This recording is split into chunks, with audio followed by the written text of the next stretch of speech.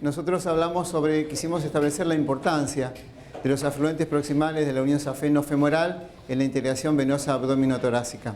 Como verán, los autores dice allí Grupo Convergencia porque la presentación era anónimo y lo llamamos Grupo Convergencia porque en él estamos integrados por médicos de diferentes especialidades que tenemos un fin común, que es estudiar estas enfermedades. Quienes integramos este equipo, quien les habla, el doctor Cédola, que es especialista en diagnóstico por imágenes, el señor Merino, que es nuestro técnico y es la estrella del equipo, y el doctor Cédola Nicolás, que es el residente que está trabajando con nosotros. En este trabajo vamos a tener la introducción, los objetivos, el material y el método, los resultados, la discusión y un comentario final. Con respecto a la introducción, nosotros consideramos, de acuerdo a la nomenclatura nacional e internacional, como tributarias proximales a la vena epigástrica superficial, a la vena pudenda externa superior y a la vena circunfleja ilíaca externa. Nosotros quisimos demostrar cómo estas ramas forman parte de una red venosa abdominotorácica con un importante drenaje venoso tegumentario. Lo hicimos en condiciones normales y nos planteamos en situaciones patológicas y nos hicimos la siguiente pregunta: si esos shunts que veíamos en las obstrucciones venosas son comunicaciones venosas que estaban preestablecidas o son comunicaciones nuevas. Para responder esta pregunta o las preguntas que nos hicimos, estudiamos la disposición anatómica venosa en pacientes sin enfermedades obstructivas y en pacientes con obstrucciones venosas. Con respecto a la bibliografía consultada, que sobre todo hacen referencia a investigaciones anatómicas cadavéricas y investigaciones quirúrgicas, por lo cual están muy limitadas en muchos aspectos. Los métodos tradicionales que tenemos para el estudio venoso, la clásica disección anatómica cadavérica o las fluorografías contrastadas, son limitadas para demostrar en forma simultánea varios planos de profundidad y varias zonas topográficas en forma simultánea. Es por eso que decidimos realizar este estudio con tomografía axial multicorte, que nos permitió efectuar una disección venosa in vivo, virtual, en varios ángulos de observación, con diversos planos de profundidad y en varias zonas topográficas simultáneamente. Los objetivos que nos hemos planteado es demostrar la importancia que tienen los afluentes superiores de la unión safena femoral en el drenaje tegumentario, en la integración venosa abdominotorácica y en situaciones normales y en patológicas. La modalidad de trabajo fue un estudio anatómico observacional de corte transversal. El instrumento que utilizamos fue un tomógrafo multicorte de 64 canales y el estudio fue una angiotomografía computada multicorte. Con respecto al material y al método, nuestra población, nuestro universo fueron de 94 pacientes. Allí pueden observar las edades, 19 y 73 años, sexos ambos sexos, el periodo en el cual se realizó el estudio. Fue un estudio observacional, el método fue la tomografía axial multicorte, en un centro de alta complejidad en la ciudad de La Plata, CIMED. De nuestro universo, compuesto por 94 pacientes, hicimos dos muestras. El grupo 1, que eran aquellos pacientes sin patología venosa, integrado por 60 pacientes, cuyo objetivo fundamental era estudiar cómo eran estos vínculos venosos en pacientes sin patología. Y el grupo 2 eran aquellos pacientes que tenían patología venosa, en el cual estaban integrados por 34 pacientes, y la idea era ver y observar cómo se comportaban estas redes venosas en estas situaciones. Allí tenemos el porcentual, el 36% pertenecía al grupo 2, que son los que tienen obstrucciones venosas, por eso, por suerte, son el menor cantidad de porcentaje de nuestro universo. Los procedimientos que utilizamos fue un estudio observacional con un software adecuado que nos permitió descomponer las diferentes imágenes con distintos ángulos de observación, en distintos planos, sustrayendo diferentes imágenes, y así podemos estudiarlo en profundidad. El instrumento, como les dije, fue un tomógrafo de 64 canales y estadísticamente consideramos el porcentaje de hallazgo de las venas que nosotros estábamos estudiando. Establecimos criterios de inclusión y criterios de exclusión. En el grupo 1, en pacientes sin patología venosa, incluimos todos aquellos pacientes en ese periodo que le había mencionado anteriormente, que se les solicitó este tipo de estudio por diversas patologías. La inclusión de los mismos fue por una selección aleatoria simple. Los criterios de exclusión fueron aquellos pacientes que en ese periodo se solicitó por patología obstructiva venosa, este estudio, fueron excluidos, y aquellos que, habiendo sido incluidos inicialmente, se encontró como hallazgo una patología venosa. De eso tenemos que, entonces, de los 70 pacientes que originalmente se habían incluido, 10 fueron excluidos por hallarse patología venosa, quedando los 60 restantes. Con respecto al grupo 2, el criterio de inclusión fueron aquellos pacientes que se les solicitó este estudio por patología venosa y a los cuales se sumó aquellos que habíamos tomado del grupo 1, que fueron los hallazgos. De allí tenemos que se incluyeron directamente 24, se sumaron 10 que pertenecían al grupo excluido del grupo 1, en total teníamos 34 pacientes en nuestra segunda muestra. Los resultados los analizamos por separados, aquellos pacientes que no tenían patología venosa, que los llamamos normal, y aquellos patológicos. En el estudio normal desarrollamos la investigación a nivel de cómo drenaban los tegumentos y observamos que estas venas se distribuyen en forma reticular, distribuyéndose en forma homogénea por todo el abdomen y parte del tórax. Aquí estamos observando la cara anterior y la cara lateral, cómo se establece directamente también a través del muslo y la zona crural sin separaciones anatómicas.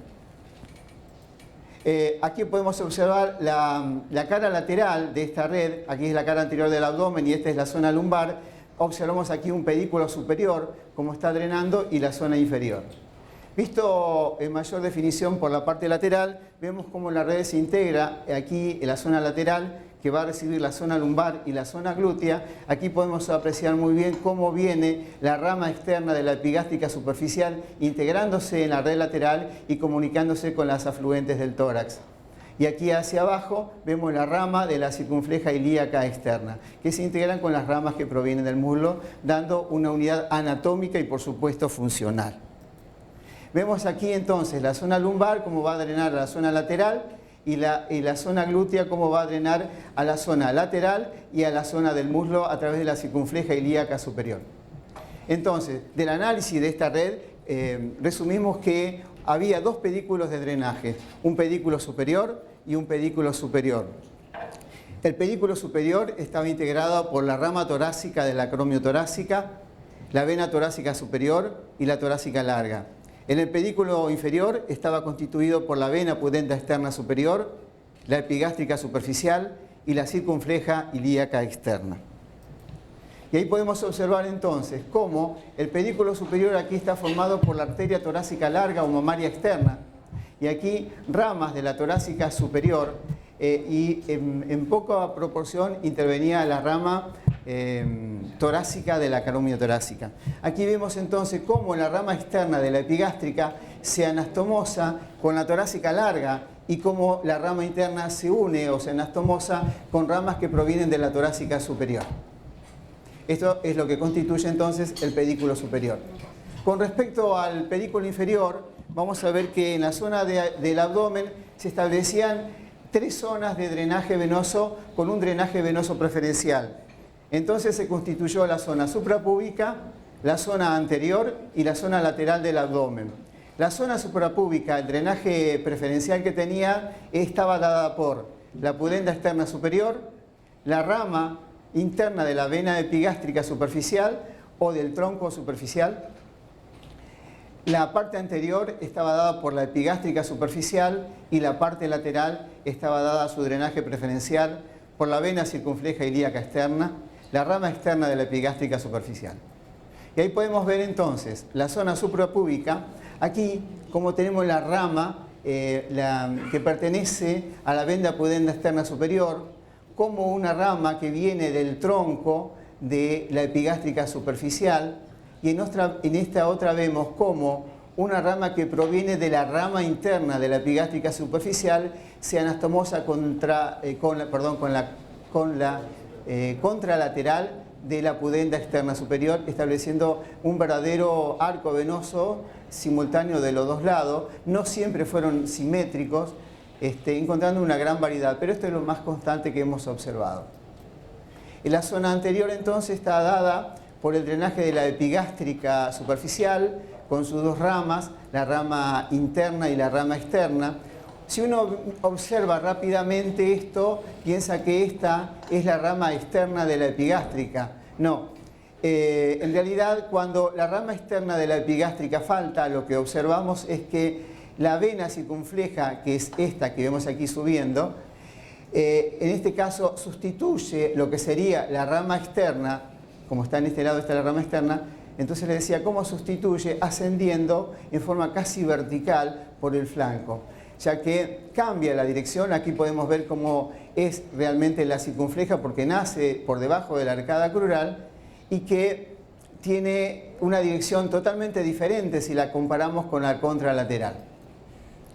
La zona lateral entonces estaba drenada por la rama externa de la epigástrica superficial. Ahí vemos cómo se une con la torácica larga.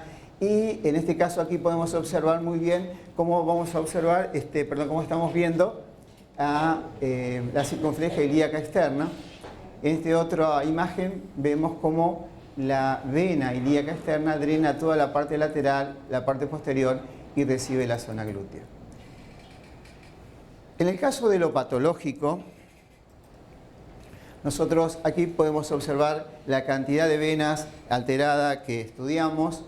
4 casos de la cava superior, cava inferior, ilíaca común, y así tenemos todos los 34 casos patológicos que observamos que integraban el 100% de la muestra perteneciente al grupo 2.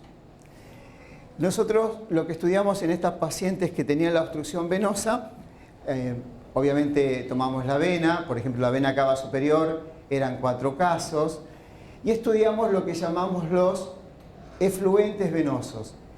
Nosotros lo designamos de alguna forma porque eran aquellas venas que habitualmente son afluentes, tienen una función centrípeta, es decir, van a drenar a esa vena, pero como esa vena estaba tapada, estas venas invirtieron su flujo, se transformaron en centrífugas, por eso que las llamamos los efluentes venosos.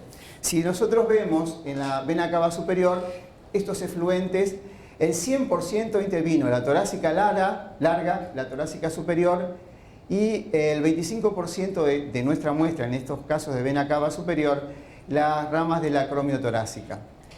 Y con respecto a los afluentes venosos, son aquellas venas que se unían a aquellos efluentes para reingresar a la circulación de la vena cava inferior, aquel flujo que venía de la vena obstruida, en este caso de la vena cava inferior. Y participaron en los casos de la vena cava superior, la epigástrica superficial y la circunfleja ilíaca externa en el 100% de los casos estudiados, y observamos que había venas perforantes de la vaina de los rectos en el 25% de los casos. Y así todo, no lo quiero aburrir con estos datos. Entonces, aquí tenemos una de las imágenes más representativas de las obstrucciones de vena cava superior. Aquí podemos observar cómo viene la vena torácica larga, hay venas intercostales, y se va a unir con la vena circunfleja ilíaca externa. De esta red, que está conformada por venas que vienen de la torácica superior y ramas de la acromiotorácica, se forma esta red que van a ir por la cara anterior del abdomen y van a drenar a través de perforantes de la vaina de los rectos, en este caso perforante externa y perforante interna, dando un drenaje por la vena epigástrica profunda. Pero aquí tenemos la continuidad de la vena epigástrica superficial. Del otro lado, vemos también cómo participa la epigástrica profunda y la epigástrica superficial contralateral, drenando toda esta zona anterior del tórax. En los casos de obstrucción de vena ilíaca externa, vimos que participaba mucho la circunfleja ilíaca externa. En este caso reingresaba por una vena intercostal, y aquí podemos observar cómo fuga hacia afuera, no tiene participación la vena epigástrica superficial, pero sí sobremanera tenemos una dilatación de la vena circunfleja ilíaca externa. En los casos de las obstrucciones femoral común, siempre lo vimos que lo drenaba hacia el lado contralateral, que está demostrado en el porcentaje en el cuadro anterior. Aquí vemos cómo entonces toda esta pierna se encuentra congestionada. Si bien esto es un estudio anatómico, no es un estudio funcional, podemos observar que se tiñen muy bien las venas del lado derecho, puesto que están dilatadas. una gran dilatación, y el puente suprapúbico, como se conoce con el nombre de palma fisiológico. Vemos la participación y dilatación de diferentes perforantes, en fin, toda la red venosa del miembro derecho está congestionada. Entonces, como discusión, se demostró en este trabajo cómo las afluentes superiores se comunican con las venas abdominales y torácicas, que a nivel abdominal se establecen zonas de drenaje preferencial que tiene una gran zona de drenaje venoso, tegumentario, que en las obstrucciones de la vena cava superior se establecen vías descendentes y en las abdominales vías ascendentes, que los Jans que se realizan en los cuadros de obstrucción resultan de la utilización de estas anastomosis que estaban previamente establecidas. Dentro de la fortaleza de este estudio, notamos que la tomografía axial multicorte nos permitió realizar un estudio anatómico detallado en vivo, hallar patologías venosas en casos no sospechados. Es un estudio mínimamente invasivo con moderada radiación. Las debilidades que hemos encontrado es la escasa reseña bibliográfica que hay al respecto y la necesidad que tenemos de formar grupos de diferentes especialidades que permitan un análisis multidisciplinario de estos casos.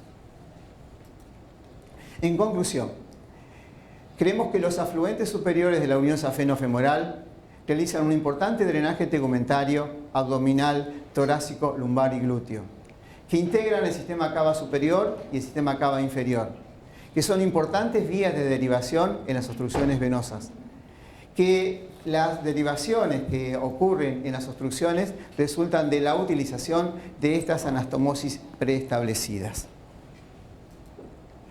Queremos agradecer también a la institución que nos permitió realizar este estudio. Y por último, muchas gracias a todos.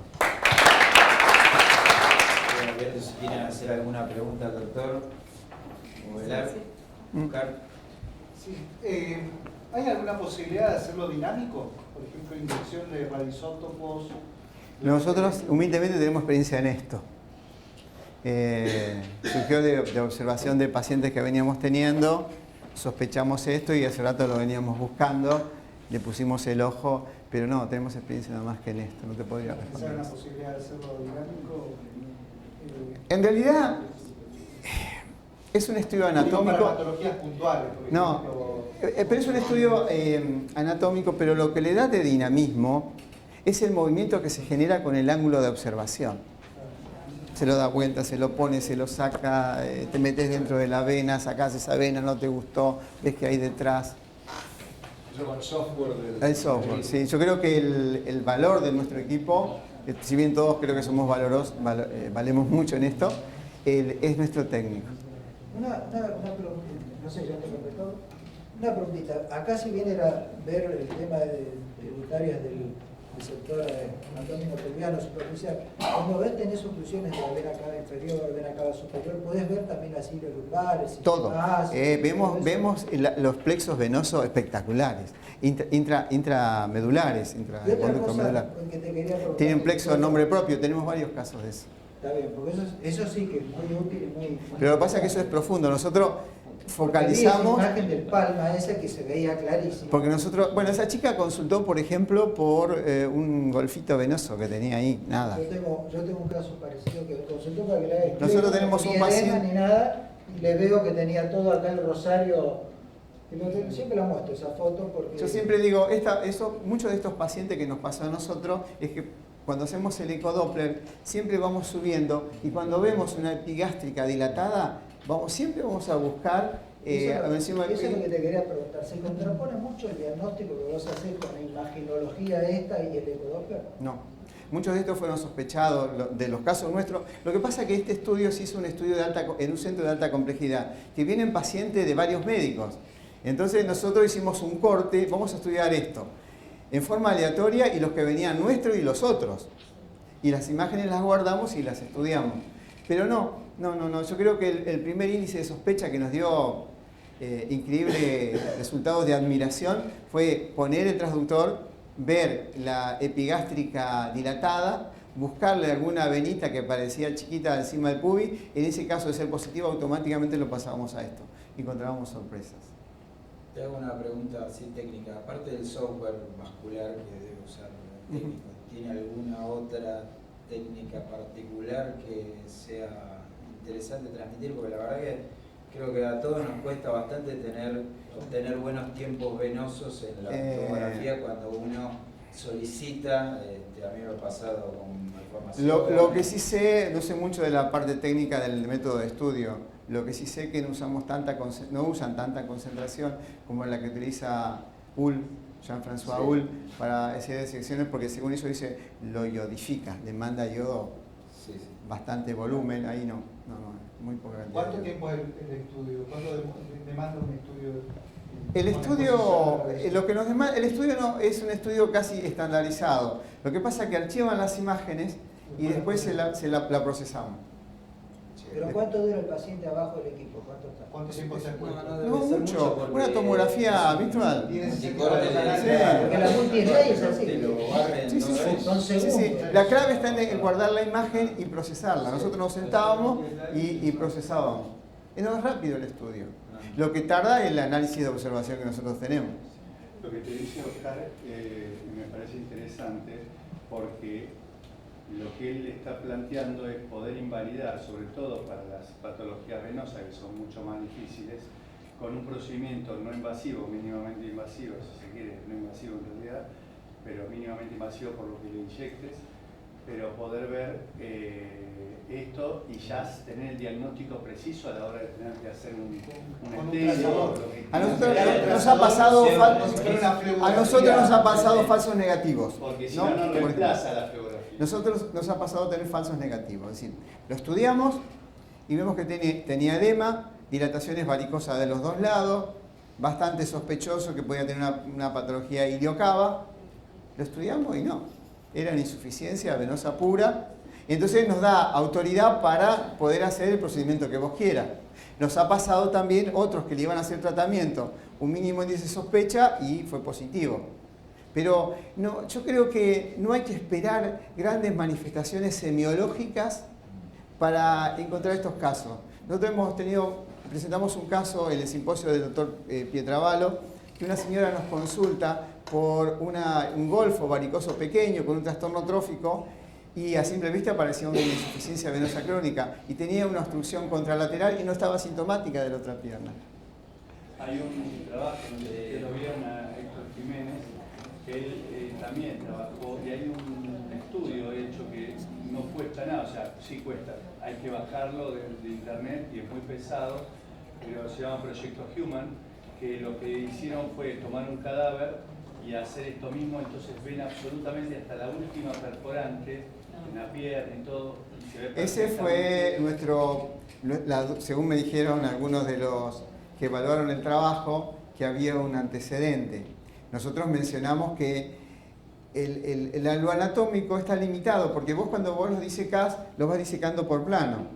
Y lo que viste allí es la integración de todos los planos, no solo en diferentes zonas topográficas, sino en diferentes planos de profundidad. Situación que en anatomía no se puede hacer esto.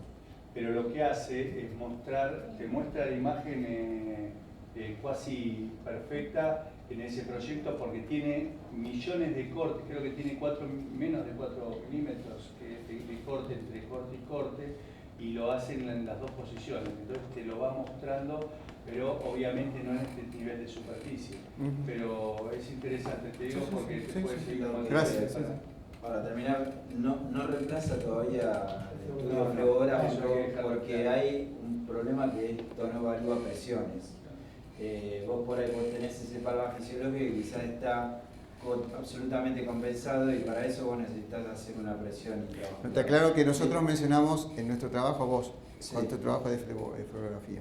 Coincidimos con eso. Muchas gracias. No, gracias.